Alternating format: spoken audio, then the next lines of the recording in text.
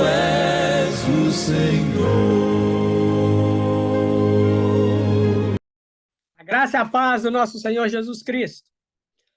Estamos aqui, aula número 17, e nós vamos continuar estudando sobre o templo como local físico para adoração a Deus.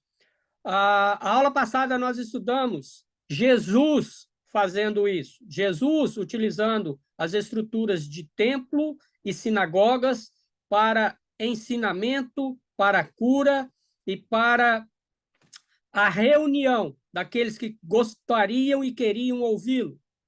Agora, nesta aula, número 17, nós vamos abordar pela questão dos apóstolos, pelo início da igreja primitiva, e vendo, através da Bíblia, que no início eles utilizaram a estrutura do templo, eles utilizaram outras estruturas, como casas, mas também utilizaram a estrutura do templo. E é o que nós vamos estudar na aula de hoje.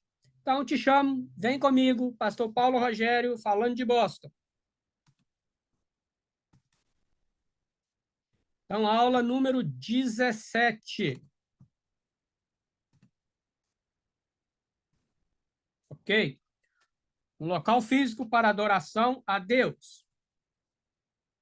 Então, nós continuaremos falando sobre templo e sinagoga, agora sob a perspectiva da igreja, sob a perspectiva da era da graça. Não é?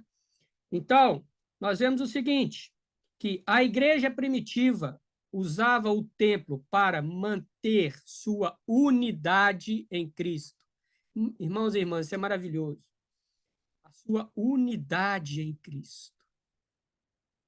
Então, eles estavam ali, aquilo que eu disse na aula passada, em torno de 120 pessoas, era o início da igreja. Eles estavam unidos, juntos, agarradinhos um no outro. Não é? Um só rebanho, um só pastor, Cristo.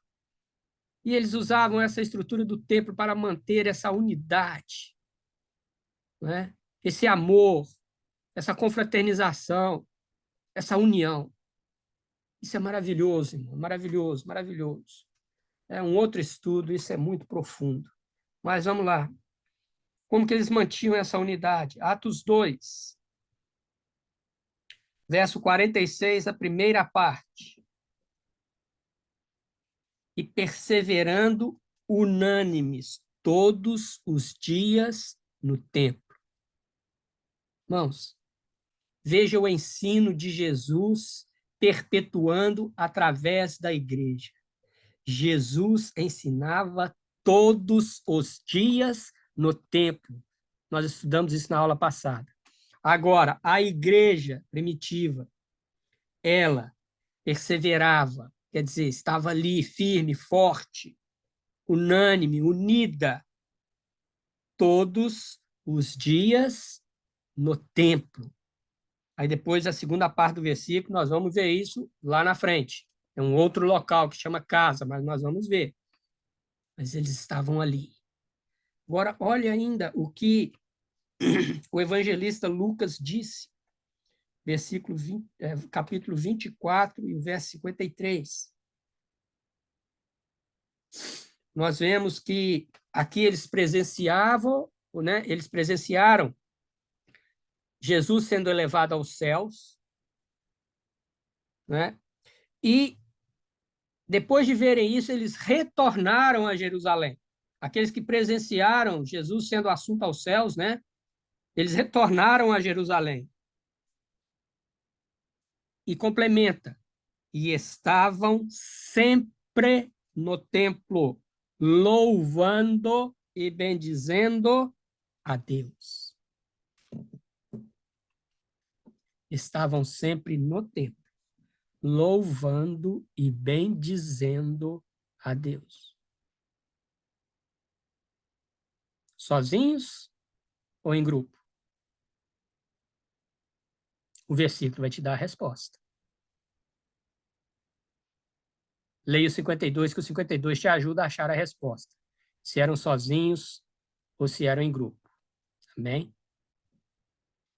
Os apóstolos faziam curas, sinais e prodígios na área do templo. O que é essa área do templo? Você vai ver nos versículos que vai falar sobre o alpendre de Salomão. Está aí embaixo, aí, eu coloquei um adendo. O que era o alpendre de Salomão dentro da estrutura do templo? Era um pórtico, né, ou cobertura apoiada em grandes colunas e construída no pátio do templo. Então, é como se fosse, vamos dizer assim, é como se você armasse uma tenda, ok? Tem a sua casa, beleza? Então, vamos dar um exemplo simples aqui, exemplo de brasileiro. Tem a sua casa, aí você vai dar uma festa, vai dar um churrasco, você arma uma tenda, né, no seu quintal. E ali você vai reunir os seus convidados para o churrasco, para a festa, enfim, para o acontecimento que vai ter ali.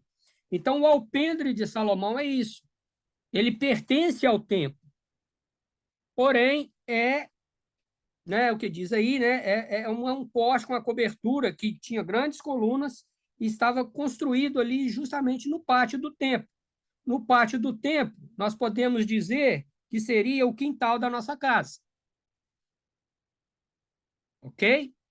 Então, os apóstolos faziam curas, sinais e prodígios na área do templo, essa área do templo, alpendre de Salomão. Nós vamos ler, e aí você já fica sabendo aí o que é esse alpendre de Salomão. Vamos para Atos. Atos, capítulo 5, e o verso 12.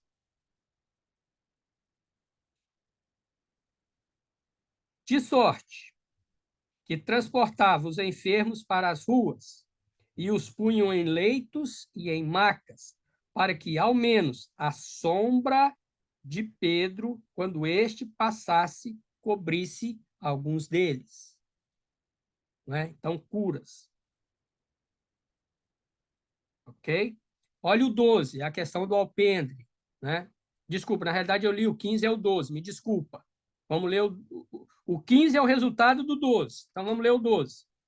E muitos sinais e prodígios eram feitos entre o povo pelas mãos dos apóstolos. E estavam todos unanimemente no alpendre de Salomão. Mais uma vez, falando em unidade. Unidade. Poderiam pensar diferente, porque 12 cabeças, com certeza, não tinham o mesmo pensamento. Mas em Cristo, eles tinham unidade. Então, às vezes, muitas desculpas são dadas por decepções com os homens, muitas desculpas de não mais reunir é porque eu não concordo, eu acho que tem que ser assim, a igreja me decepcionou. Sim, ela vai te decepcionar. Agora, o que eu penso é assim,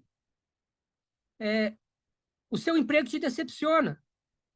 As pessoas onde você está empregada te decepcionam. E mesmo assim você não abandona o emprego. E se você abandona o emprego, você vai procurar outro. E quando você procura outro, ali você vai achar pessoas que também vão te decepcionar. Não vão estar com o mesmo pensamento que o seu. Aí você vai deixar, você vai indo deixando o tempo todo seu emprego ou não? Ou você está ali no seu emprego pensando o seguinte, olha, eu tenho que entregar esse produto. O meu amigo do lado, ou o meu inimigo do lado, ou aquele que não pensa igual do lado, o meu chefe, o meu gerente, o dono da empresa, nós vamos sobreviver se nós entregarmos esse produto. Então, independente das nossas diferenças, nós somos unidos, nós somos unânimes em produzir esse produto para colocar ele no mercado para vendê-lo. Isso eu estou dando um exemplo material. Espiritual é muito mais sério, irmãos. Os apóstolos não pensavam todos iguais. Mas a igreja cresceu porque os apóstolos se reuniram em ter uma unidade de pensamento em Cristo, e não a unidade em seu próprio pensamento, em seu próprio ego, em seu egocentrismo. Eles não pensavam no egocentrismo, mas pensavam no cristocentrismo. Talvez muitos precisam de parar para pensar no cristocentrismo e deixar de ficar usando coisas que não justificam perante Deus a sua falta de não estar em unidade de pensamento com outras pessoas. Paulo diz que nós devemos procurar jogar para o alto coisas que não são perecíveis, porque madeira, feno e palha vai ser consumido pelo fogo, pelo juízo de Deus. E às vezes nós, com os nossos pensamentos, somos salvos, cremos em Cristo, sabemos que Deus é um Deus poderoso, é um Deus soberano, mas no momento em que nós pensamos em unidade de pensamento, na hora que nós pensamos em unidade de reunirmos, de comunidade, nós achamos que nós estamos certos.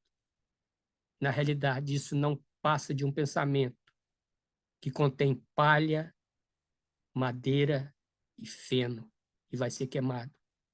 Temos que nos amadurecermos em Cristo e sabermos que Ele nos salvou, independente do que nós pensávamos dele. Ele é o Salvador. Ele não morreu pensando se você acreditava ou não acreditava nele. Ele morreu para te salvar. E não morreu por causa da sua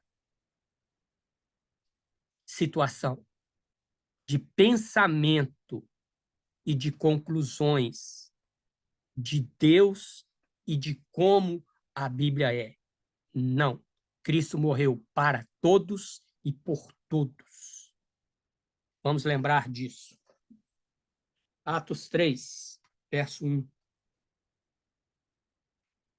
Atos 3, 1 diz: E Pedro e João subiam juntos ao templo, à hora da oração, a nona. Então, eles subiam ao templo, na hora da oração. Na hora da oração para quê? Para orar. Então, Pedro e João, eles tinham esse costume de, na hora da oração, que era a hora nona, eles subirem ao templo e ali orarem. Aí vocês entendem por que a igreja era unânime, o partir do pão, nas orações, na doutrina dos apóstolos. Olha o 6 e 8. Agora falando também aquelas questões de sinais, prodígios e curas. E disse Pedro: Não tenho prata nem ouro, mas o que tenho isto te dou, em nome de Jesus Cristo Nazareno. Levanta-te e anda.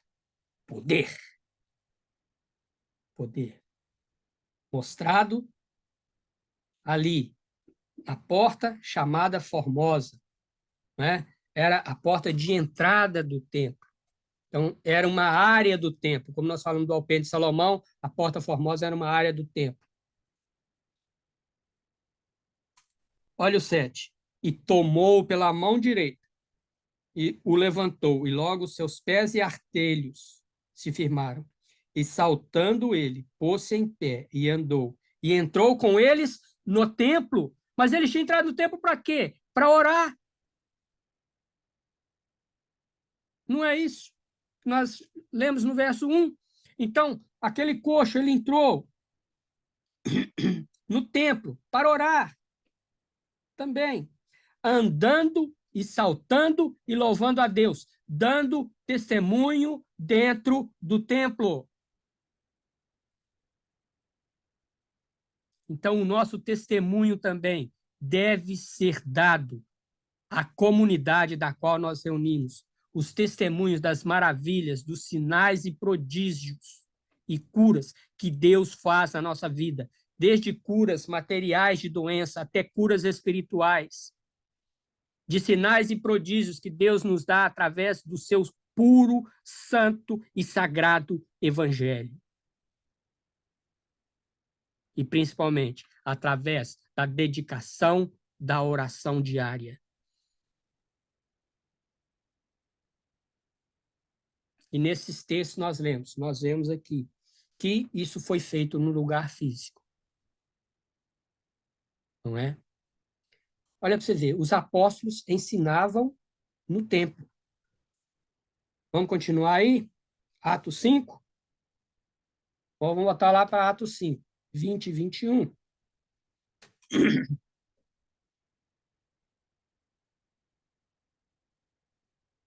Nós vemos que os apóstolos foram presos e lançados na prisão. Porém, veio um anjo de noite e abriu a porta dessa prisão. E tirando-os, né, dessa prisão, desculpa, né, esse anjo do Senhor, né, disse: ide, olha o 20, ide e apresentai-vos no templo. Por que não fala assim, ide e vai para sua casa e fica lá quietinho, sozinho, né? Contemplando, pensando na maravilha que aconteceu com você agora, que veio um anjo e te libertou. Mas ele falou, ide e apresentai-vos no templo, e dizei ao povo. Então havia uma comunidade. Como eu insisto nessa palavra comunidade? Ai, desculpe se eu estou cansando, mas eu tenho que insistir. E dizei ao povo todas as palavras desta vida, tudo o que tinha acontecido. E ouvindo eles isto, entraram de manhã cedo no templo e ensinavam. O que Jesus fazia no templo? Ensinava. O que os apóstolos fazem? Ensinavam. Então, nós vemos uma perpetuação dos desígnios de Deus, daquilo que Deus quer. A perpetuação daquilo que foi visto que Jesus fazia. E essa perpetuação está até hoje, no ano de 2022. Ensinar, ide, pregai o evangelho a toda criatura, ensinando e batizando-as em nome do Pai, do Filho e do Espírito Santo, ensinando-as. A igreja continua no mesmo propósito de Jesus Cristo, de ensinar a palavra. E para ensinar, ela tem que ter público. Para ensinar, ela tem que ter mais pessoas. É a igreja, através da Bíblia, os homens de Deus. Estão, através dos séculos, abrindo esse livro poderoso, lendo esse livro poderoso, pregando essa palavra poderosa, onde homens e mulheres são transformados em novas criaturas, porque ensinam e ensinam a um público, não ensinam sozinhos dentro de suas casas, porque hoje nós temos a tecnologia que nós podemos fazer o que eu estou fazendo dentro, né, aqui da minha casa, trazendo isso. Mas e nessa época? E na Idade Média? E no século XIX? Que não havia isso? A pregação veio chegar às casas de um modo mais abrangente através do rádio, mas não substituiu em maneira nenhuma a comunidade e unidade do rebanho de Cristo. E o rebanho de Cristo, ele tem que encontrar alguém que o apacente. Nós vamos ver isso. E para apacentar, você tem que ter ovelhas no campo. Você tem que ter pelo menos 2 ovelhas. Pelo menos uma ovelha, você e mais ela. Mas você tem mais um. Essa é uma obrigação que foi colocada à igreja de hoje. Há líderes que devem apacentar o rebanho de Deus. Então, existe um rebanho. Se você está em casa, você é um que está fora do rebanho. Não estou dizendo que você não é salvo, mas você não está cumprindo o que a palavra pede. Os apóstolos ensinavam no templo. É lá que você vai aprender. É lá que você vai complementar aquilo que você leu e estudou na sua casa. Olha o 21. E ouvindo eles isto, entraram de manhã cedo no templo e ensinavam. Mas olha a oposição, né? E como nós temos oposição hoje, né? É o que nós estamos estudando sobre os desigrejados. Chegando, porém, o sumo sacerdote, que estavam com ele, convocaram o conselho e a todos os anciões dos filhos de Israel, e enviaram ao Cássio, para que de lá os trouxesse. Mas quando chegaram lá, não acharam.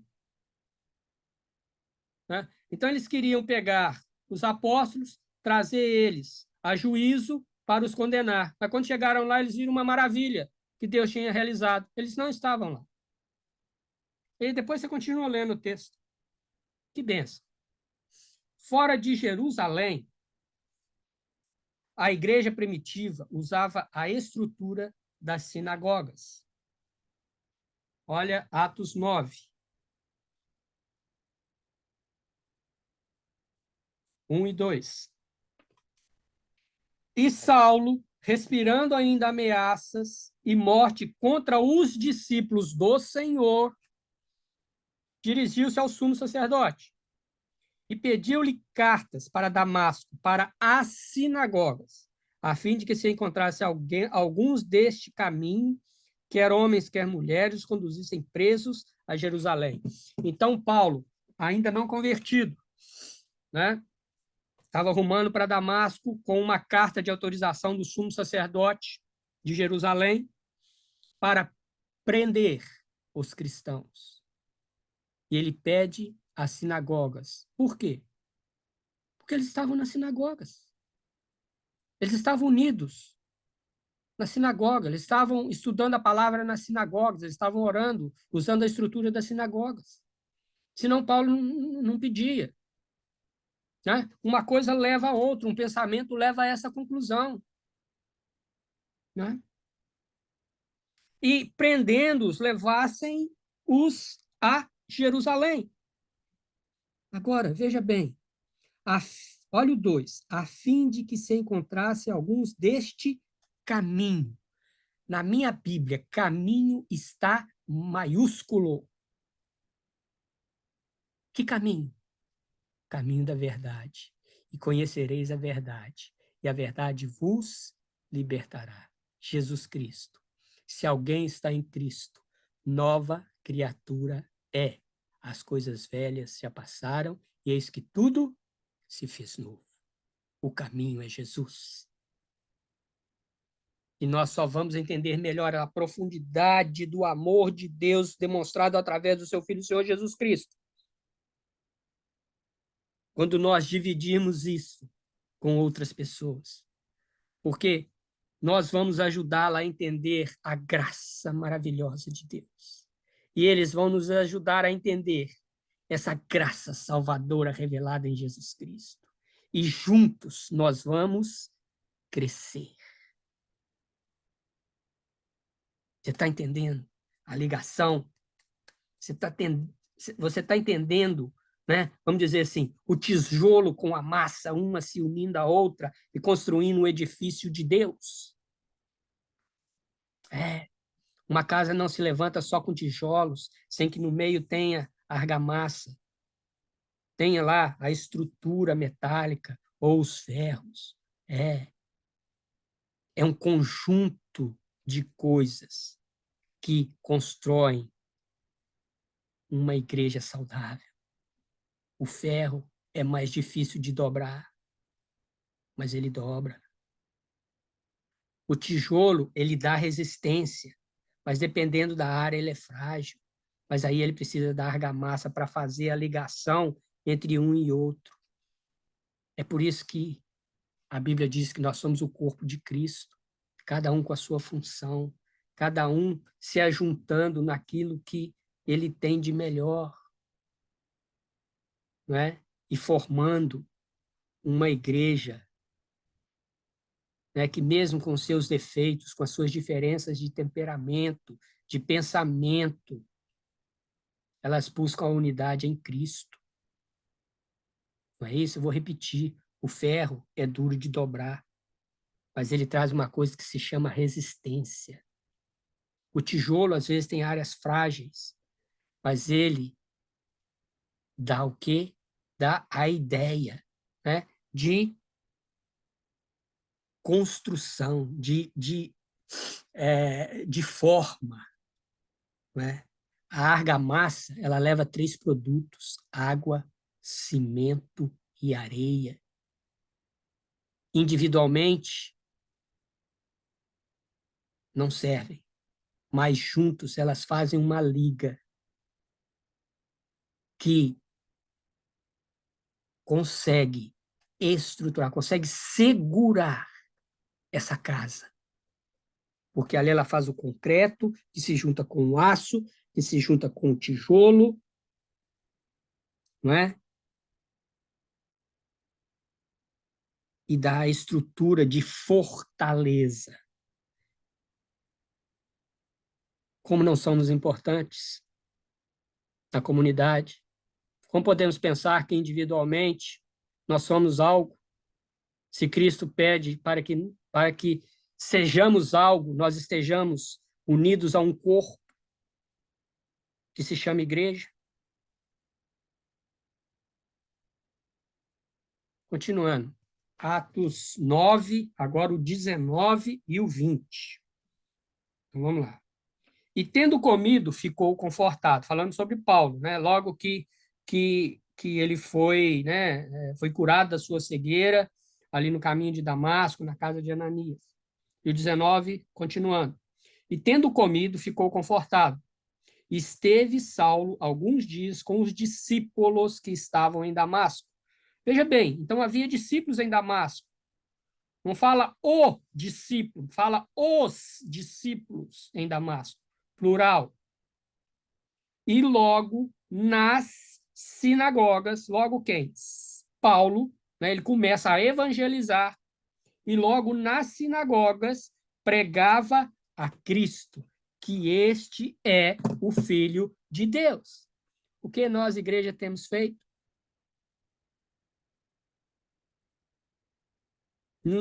Nós não nos reunimos em um certo dia da semana, em um certo horário, para pregarmos o Evangelho de Cristo? Pregarmos para bancos vazios?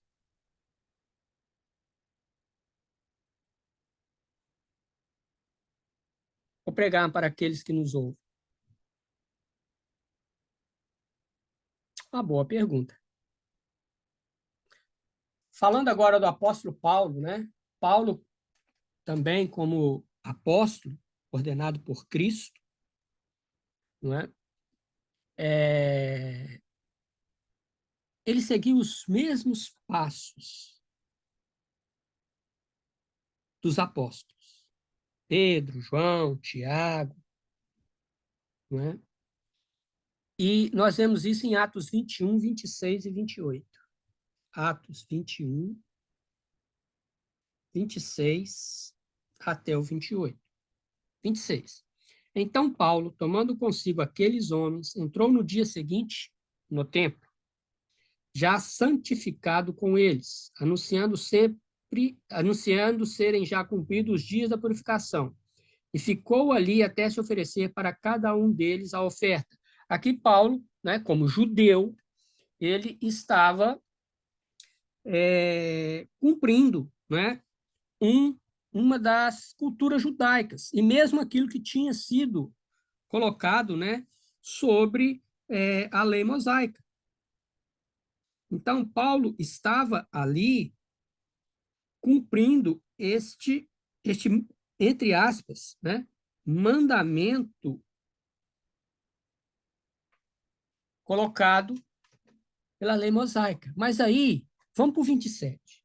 E quando os 7 dias estavam quase a terminar, então quer dizer, passados 7 dias da festa judaica, tá?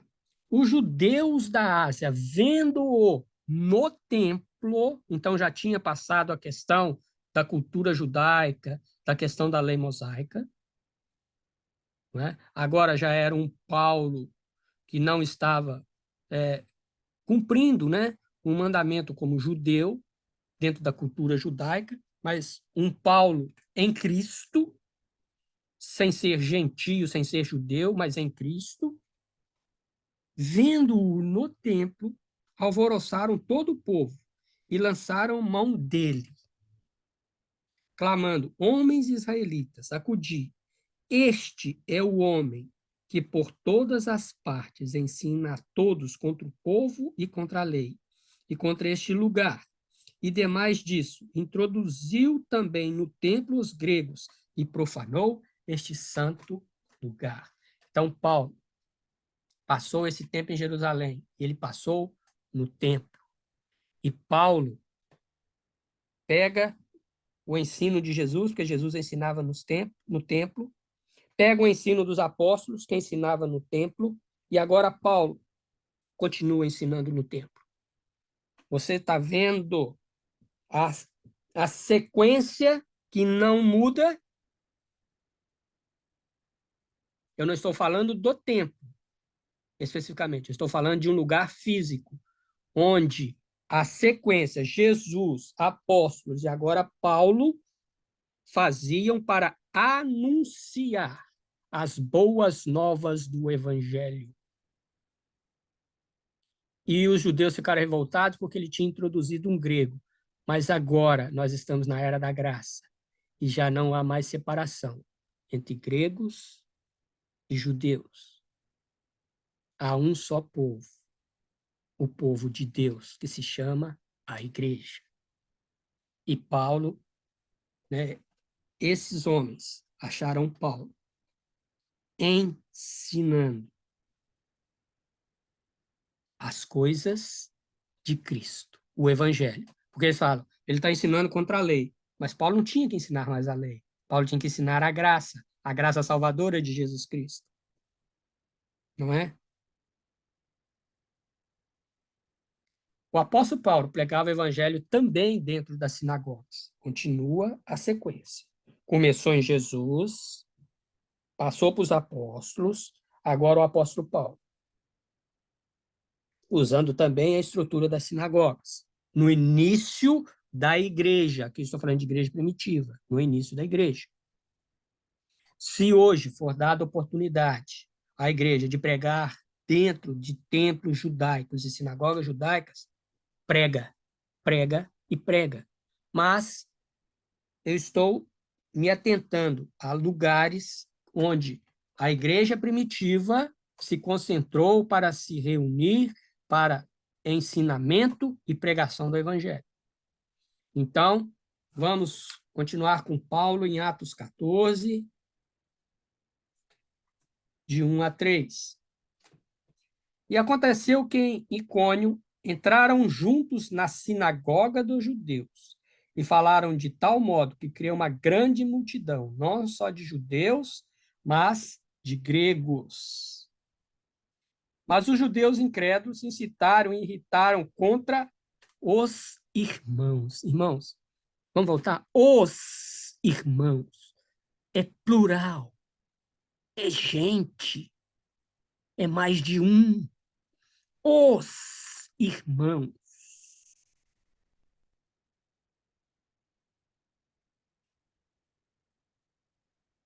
Os ânimos dos gentios. Então vamos ler o 2 de novo, que eu dei uma paradinha para explicar isso aos irmãos, aí fica meio perdido. O 2. Mas os judeus incrédulos incitaram e irritaram contra os irmãos os ânimos dos gentios. Detiveram-se, pois, muito tempo,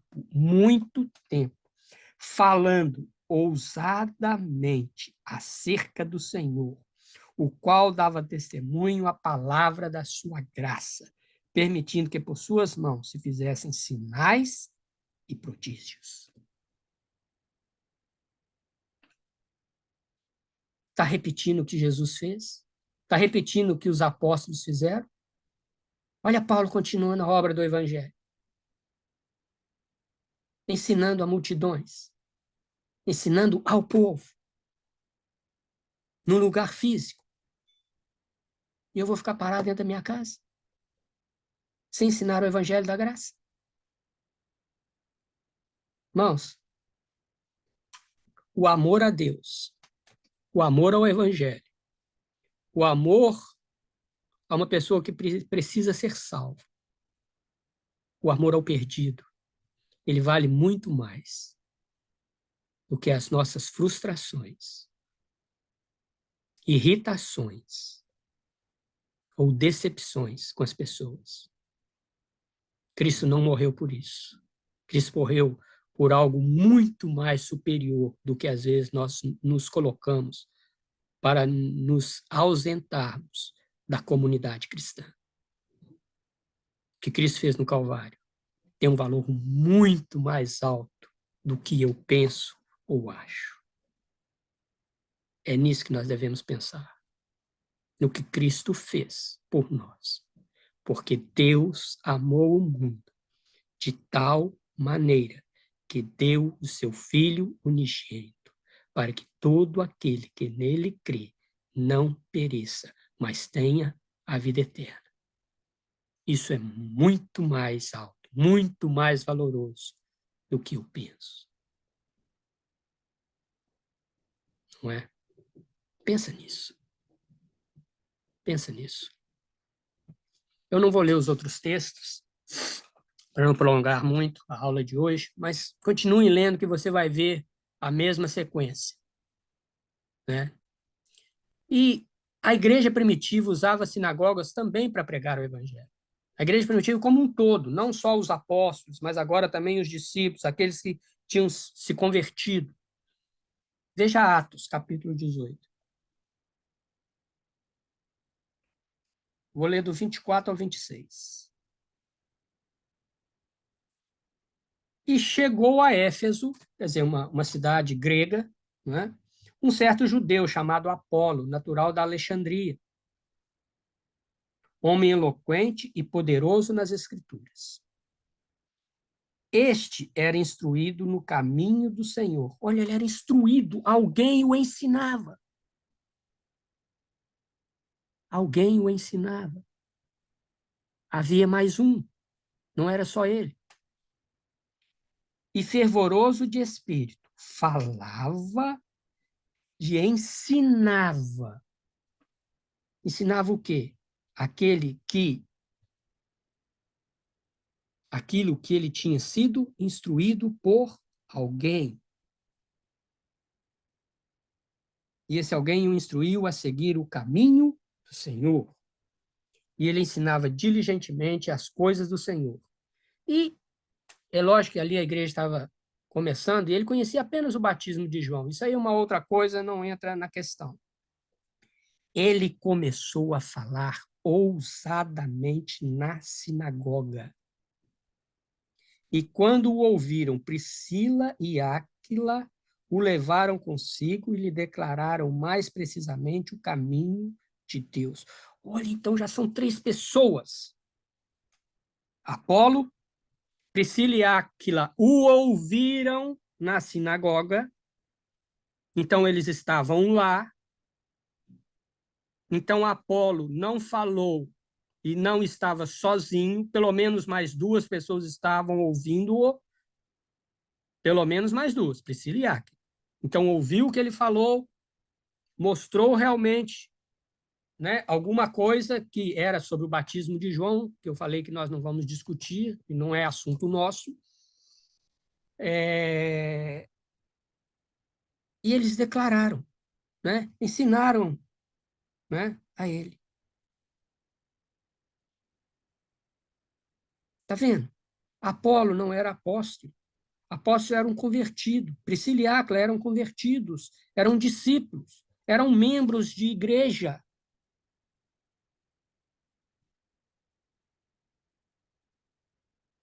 Não podemos caminhar sozinhos.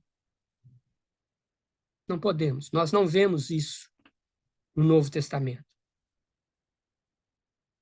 Se nós lermos tudo, todos os livros, nós temos sempre uma sequência. As cartas de Pedro escrito às igrejas, ensinando. As cartas de João, escrito às igrejas, ensinando. A carta de Tiago, ensinando. As cartas de Paulo, não vou nem dizer, né, para quantas igrejas ele escreveu. Irmãos, nosso intuito aqui, nessa aula 16, nessa aula 17, quando nós falamos de Jesus, agora nós falamos da igreja primitiva, é mostrar uma sequência da qual Deus pediu para que o seu povo fizesse. E ela teria que começar com Jesus. E Jesus fez essa sequência. Essa sequência foi vista, ouvida e presenciada pelos apóstolos. Os apóstolos a continuaram. Aquelas pessoas que, né, Deus ia acrescentando à igreja a cada dia, porque o evangelho ia caindo na graça do povo, iam se tornando cristãos.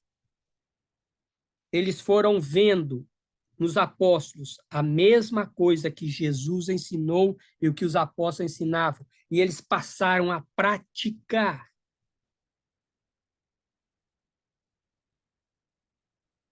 E assim deve ser com a igreja nos dias de hoje. Essa aula nos mostra que, a aula 16, a aula 17 nos mostra que Jesus ensinou, os apóstolos ouviram e viram o ensinamento de Jesus. Aqueles que foram sendo acrescentados à igreja, como dizem Atos, viram e ouviram e seguiram o exemplo dos apóstolos. E aqui, com os apóstolos, eu incluo Paulo. E eles continuaram, que é o último versículo que eu disse, Apolo falava nas sinagogas, e ali estava Priscila e Áquila ouvindo.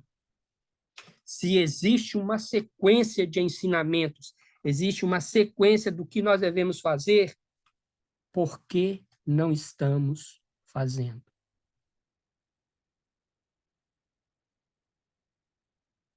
É o nosso eu que está falando mais alto?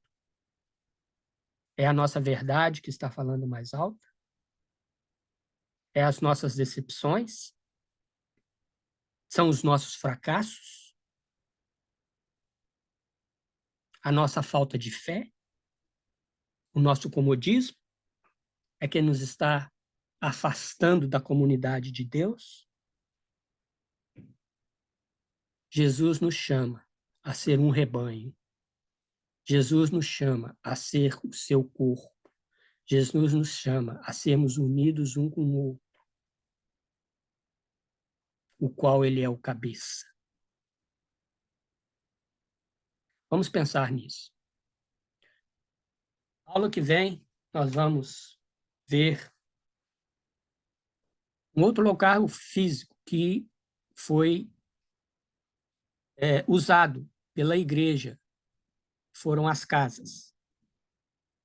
Mas eu chamo não casa, como às vezes muitos hoje chamam casa a questão individual, não.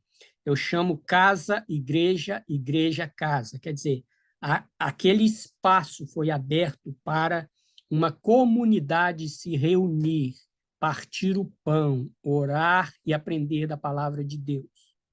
Então, ela se tornou uma comunidade, uma igreja.